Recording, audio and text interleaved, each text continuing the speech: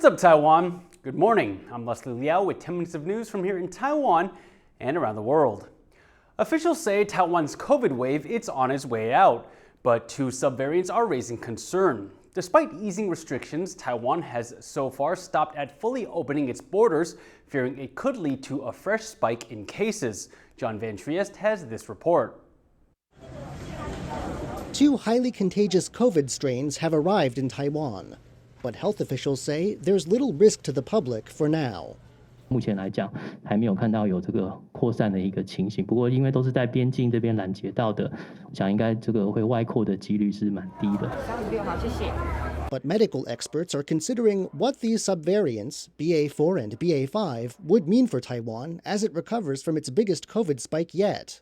初步的研究看起来，它跟 BA.1 或 BA.2 相比，大概有增加20%到30%左右的一个传播力啦。不过这个2成或2成多的这个传播力，都不是像先前比如说那个 Delta 换成 Omicron 的时候，那个是以倍数的方式在增加。它会突破性感染。那让我们的无敌星星预期会失效。那当然，我们第4季就要再度把它打起来，那把那个免疫的城墙拉得更高。Taiwan is moving ahead to vaccinate some of its most vulnerable, children. Taipei will start giving a second vaccine dose to children this Saturday, with other cities to follow. The government has shortened the gap between doses for children as young as 5 to just a month.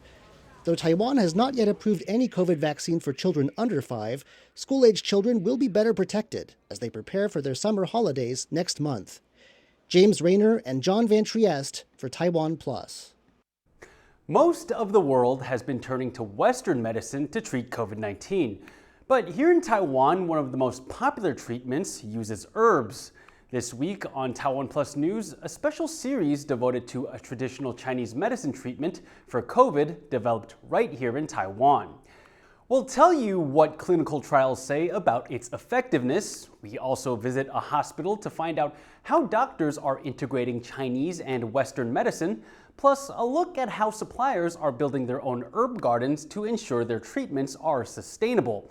You can catch the first part of our 3-part series, Fighting COVID-19 with Herbs, on Wednesday in our show and everywhere TaiwanPlus is available.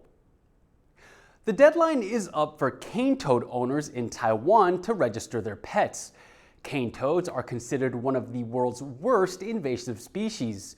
They were found in the wild in a small town in central Taiwan last year. The toads are native to the Americas and compete with local amphibians for food and habitat. The Taiwan government is allowing toad owners to keep their pets if they registered by Tuesday for regular inspections. Those who trade, breed, or possess an unregistered cane toad can be fined up to $1,600. Amphibian expert Yiru Yang is leading efforts to remove the invaders. She spoke to our reporter Yujing Huang about the dangerous impacts the toads could have on Taiwan's ecosystem. 我们现在控管有2个方向，第一个就是在于饲养的管理的部分哈，那这个部分的话，现在已经根据野生动物保育法，然后我们进行的一个管控，我觉得这个部分应该是在可以掌控的情况之下这样子。那另外一个控管就是已经溢出到野外的，尤其在草屯地区的海蟾蜍，我们必须要进行移除控制。那这部分像目前是由2栖类保育志工以及一些保育团体，还有当地的职工，我们进行移除。从去年11月到现在，已经移除了1850多只了哈。然后我们预期还是有一群的个体在野外而且它已经有了下一代，所以这部分我们必须还要再努力哈。China watchers are saying that cracks are beginning to show in the Communist Party's leadership. Strict lockdowns, especially in Beijing and Shanghai, have caused resentment and growing concern over an emerging economic slowdown. A new episode of TaiwanPlus Point offers insight into the situation.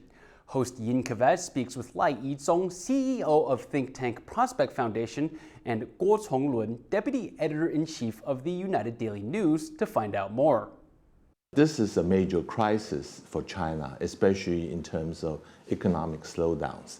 So we are seeing that the other group, which is led by Li Keqiang, the Prime Minister, is gaining more and more publicity these days. They are either showing on the People's Daily or they are in the CCTV, calling for people to increase their production. Do you believe that the US can still support its one China policy, as well as Biden said, intervene militarily to defend Taiwan? I think one of the things that come out from the U.S. One China policy is that it had put up with a new condition, meaning that the precondition is China cannot use force to achieve its unification. Of course, U.S. will agree that that Taiwan and China can be unified in the future, but this have to go through in a peaceful means and have to depends on Taiwan's people's own will, that you cannot force upon the Taiwan people will by force. Dr. Liao, do you agree about that? Or is it that the US actually doesn't take a position? The US does not take any position on the Taiwan's sovereignty or the status in its relation with China. And also international scholar, especially the scholarly or the legal counselor within the State Department, still maintain the position that the United States still maintains the so-called Taiwan status undetermined, that legal interpretation regarding Taiwan. So that that is a part of the development of the San Francisco Peace Treaty. So that no, the United States does not take the position whether Taiwan is a part of China. Would you agree with the calls for strategic ambiguity to become strategic clarity? Right now, the strategic ambiguity does not seem to serve the function to deter China from its military maneuver or the aggression against Taiwan. From year 2016 and onward, we started to see the Chinese military assets, whether that's aircraft or the vessels, keep approaching Taiwan and in a more aggressive manners.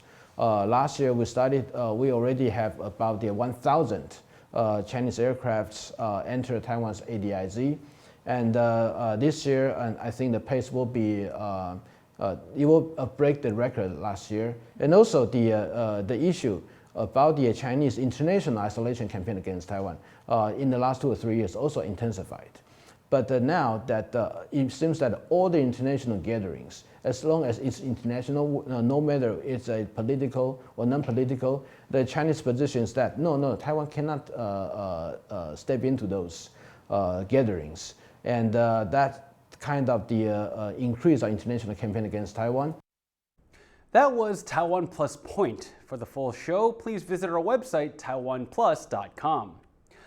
Taipei Fine Arts Museum is hosting a retrospective on the iconic British fashion designer Mary Quant.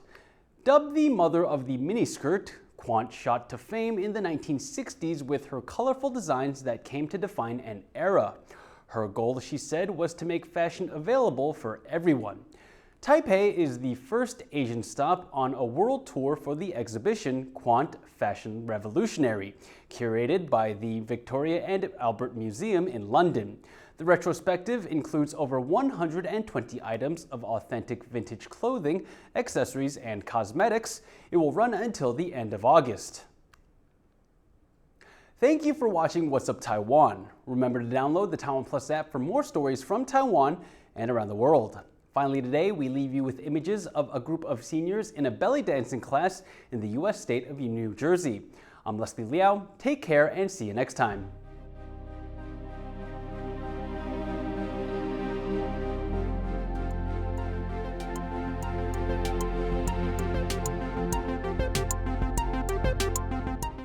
In a changing world, when voices are being silenced, TaiwanPlus is listening.